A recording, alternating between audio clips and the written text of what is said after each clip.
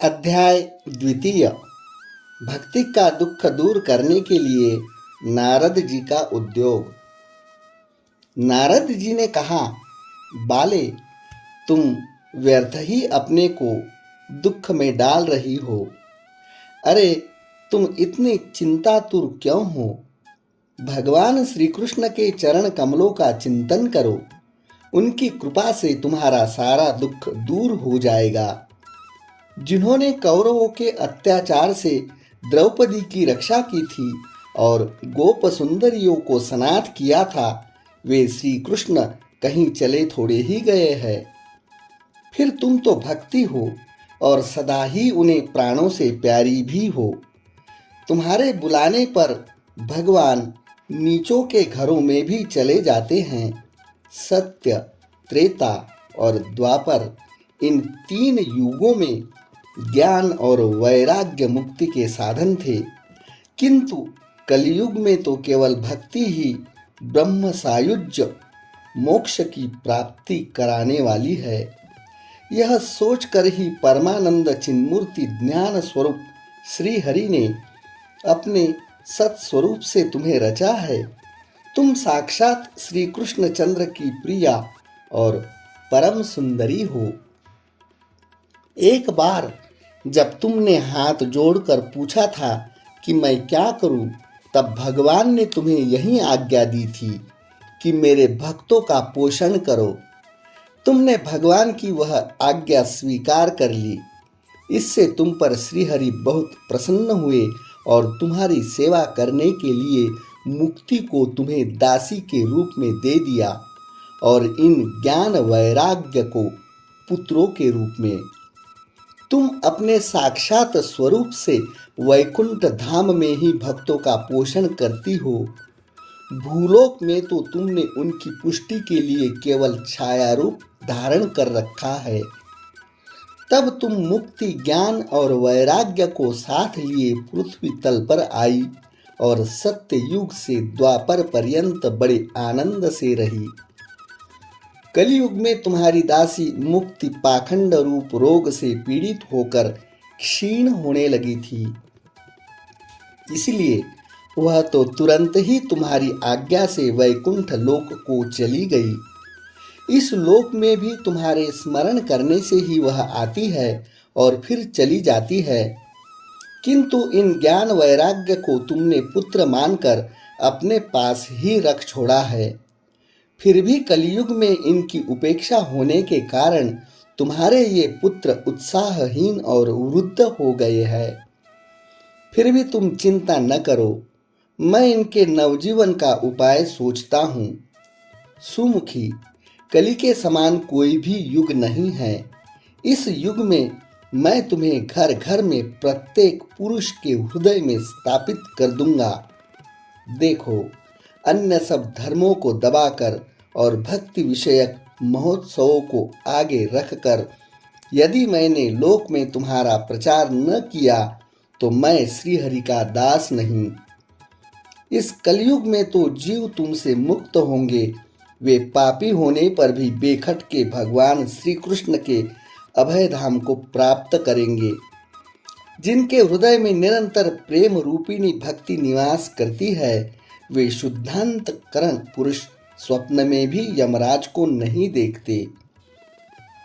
जिनके हृदय में भक्ति रानी का निवास है, उन्हें प्रेत, पिशाच, राक्षस या दैत्य आदि स्पर्श करने में भी समर्थ नहीं हो सकते।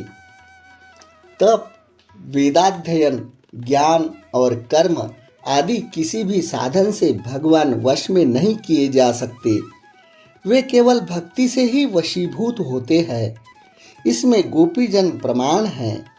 मनुष्यों का सहस्त्र जन्मों के पुण्य प्रताप से भक्ति में अनुराग होता है।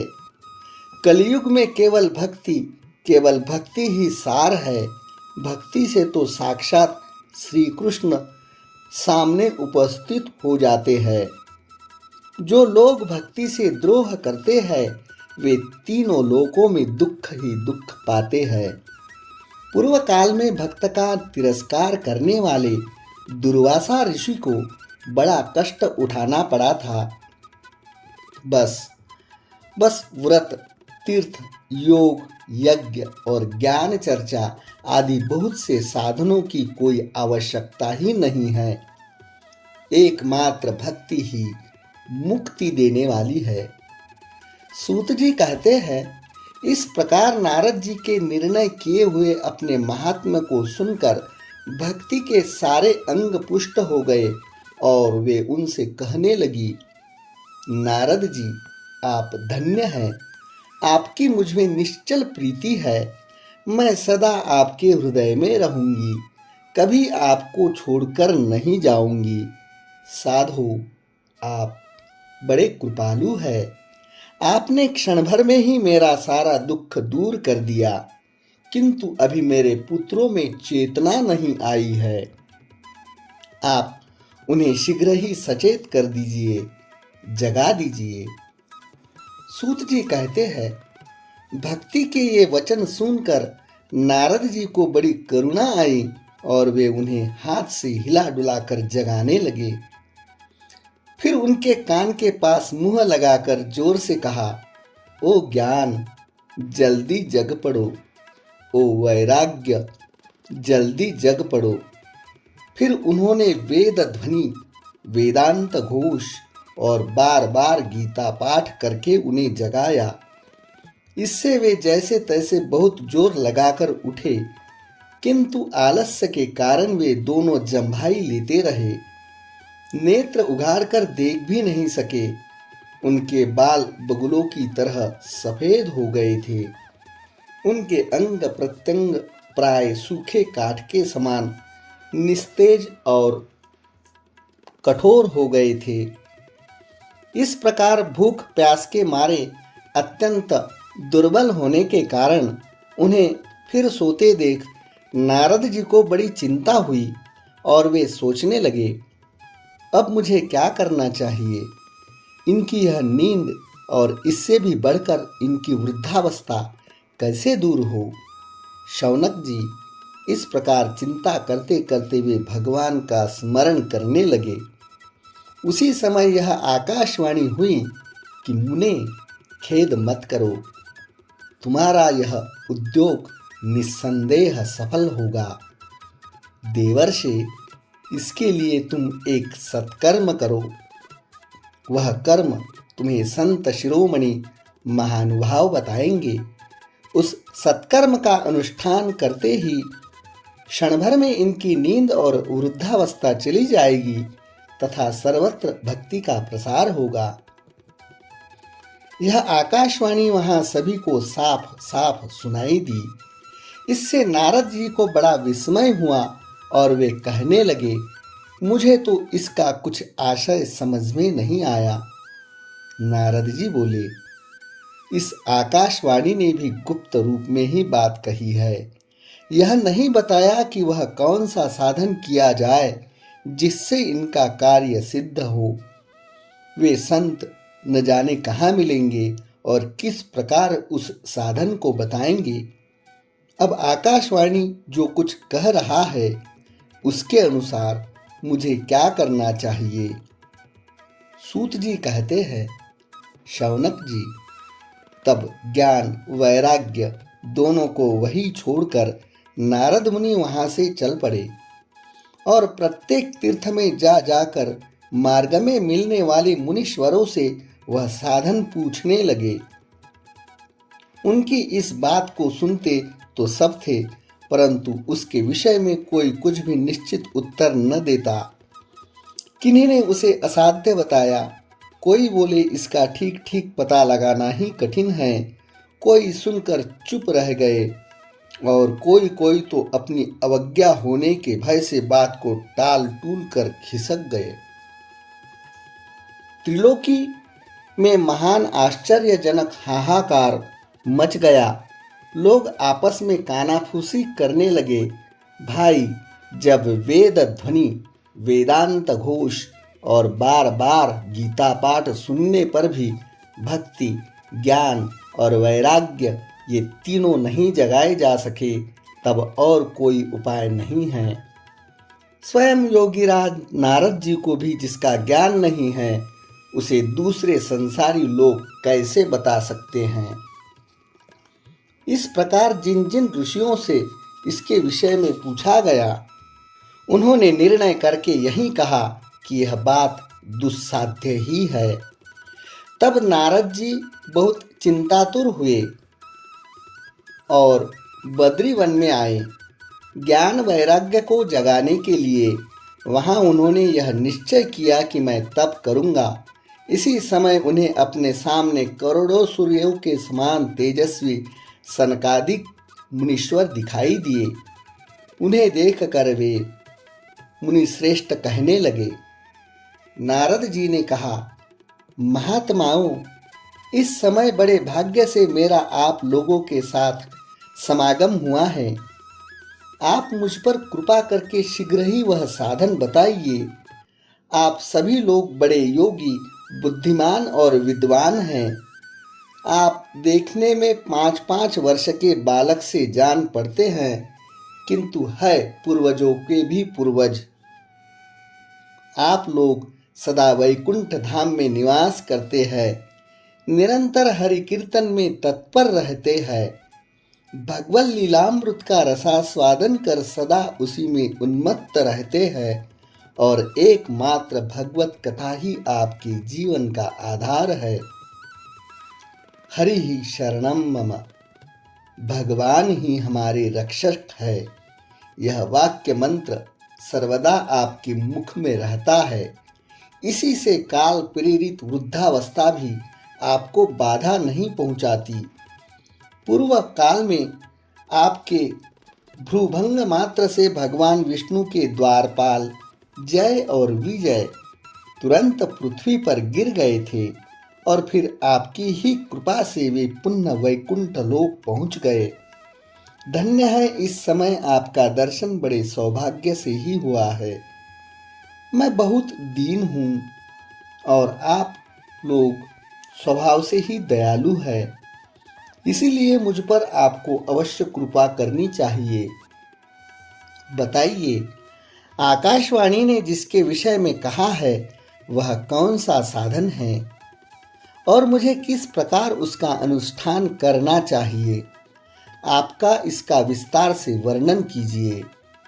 भक्ति, ज्ञान और वैराग्य को किस प्रकार सुख मिल सकता है और किस तरह उनकी प्रेम पूर्वक सब वर्णों में प्रतिष्ठा की जा सकती है। सनकादि ने कहा, देवर्षि, आप चिंता न करें, मन में प्रसन्न हो। उनके उद्धार का एक सरल उपाय पहले से ही विद्यमान है। नारद जी, आप धन्य हैं। आप विरक्तों के शिरोमणि हैं, श्री कृष्ण दासों के शाश्वत पथ प्रदर्शक एवं भक्ति योग के भास्कर है। आप भक्ति के लिए जो उद्योग कर रहे हैं वह आपके लिए कोई आश्चर्य की बात नहीं समझनी चाहिए। भगवान के भक्त के लिए तो भक्ति की सम्यक स्थापना करना सदा ही उचित है। ऋषियों ने संसार में अनेकों मार्ग प्रकट किए, किंतु वे सभी कष्ट साध्य है। परिणाम में प्राय स्वर्ग की ही प्राप्ति करने वाले हैं। अभी तक भगवान की प्राप्ति करने वाला मार्ग तो गुप्त ही रहा है। उसका उपदेश करने वाला पुरुष प्राय भाग्य से ही मिलता है। आपको आकाशवाणी ने जिस सत्कर्म का संकेत किया है उसे हम बतलाते हैं। आप प्रसन्न व समाहित चित्त होकर सुनिए। नारद जी, द्रव्य यज्ञ, तपो यज्ञ, योग यज्ञ और स्वाध्याय रूप ज्ञान यज्ञ, ये सब तो स्वर्गादि की प्राप्ति कराने वाले कर्म की ही ओर संकेत करते हैं। पंडितों ने ज्ञान यज्ञ को ही सत्कर्म और मुक्तिदायक कर्म का सूचक माना है। वह श्रीमद् भागवत का पारायण है, जिसका गान ही शुकादि महानुभावों ने किया है। उसके शब्द सुनने से ही भक्ति, ज्ञान और वैराग्य को बड़ा बल मिलेगा। इससे ज्ञान वैराग्य का कष्ट मिट जाएगा और भक्ति को आनंद मिलेगा। सिंह की गर्जना सुनकर जैसे भेड़िए भाग जाते हैं, उसी प्रकार श्रीमद् भागवत की ध्वनि से कलयुग के सारे दोष नष्ट हो जाएंगे। तब प्रेम रस प्रवाहित करने वाली भक्ति ज्ञान और वैराग्य को साथ लेकर प्रत्येक घर और व्यक्ति के हृदय में क्रीड़ा करेगी। नारद जी ने कहा, मैंने वेद वेदांत की ध्वनि और गीता पाठ करके उन्हें बहुत जगाया, किंतु फिर भी भक्ति ज्ञान और वैराग्य तीनों नहीं जगे। ऐसी स्थिति में श्रीमद् भागवत सुनाने से वे कैसे जगेंगे, क्योंकि उस कथा के प्रत्येक श्लोक और प्रत्येक पद में भी वेदों का ही तो सारांश है। आप लोग शरणागत वत्सल है तथा आपका दर्शन कभी व्यर्थ नहीं होता, इसलिए मेरा यह संदेह दूर कीजिए, इस कार्य में विलंब न करे। सनकादि ने कहा, श्रीमद् भागवत की कथा वेद और उपनिषदों के सार से बनी है, इसीलिए उनसे अलग उनकी फलरूपा होने के कारण वह बड़ी उत्तम जान पड़ती है। जिस प्रकार वृक्ष की जड़ से लेकर शाखाग्र पर्यंत रहता है, किंतु इस स्थिति में उसका आस्वादन नहीं किया जा सकता, वही जब अलग होकर फल के रूप में आ जाता है, तब संसार में सभी को प्रिय लगने लगता है। दूध में घी रहता ही है, किंतु उस समय उसका स्वाद नहीं मिलता। वही जब उसी से अलग हो जाते हैं, तब देवताओं के लिए भी स्वादवर्धक हो जाता है।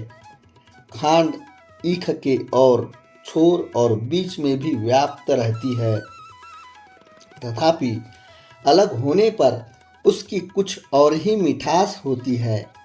ऐसी ही यह भागवत की कथा है। यह भागवत पुराण वेदों के समान है। श्री व्यास देव ने इसे भक्ति ज्ञान और वैराग्य की स्थापना के लिए ही प्रकाशित किया है।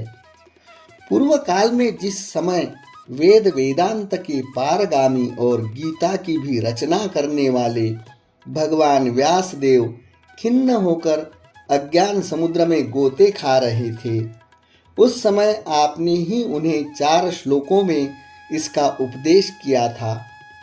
उसे सुनते ही उनकी सारी चिंता दूर हो गई थी। फिर इसमें आपको आश्चर्य क्यों हो रहा है, जो आप हमसे प्रश्न कर रहे हैं? आपको उन्हें शोक और दुख का विनाश करने वाला श्रीमद् भागवत पुराण ही सुनाना चाहिए। नारद जी ने कहा, महानुभावों, आपका दर्शन जीव के संपूर्ण पापों को तत्काल नष्ट कर देता है और जो संसार दुख रूप दावानल से तपे हुए हैं, उन पर शीघ्र ही शांति की वर्षा करता है। आप निरंतर शेष जी के सहस्त्र मुखों से गाए हुए भगवत कथामृत का ही पान करते रहते हैं।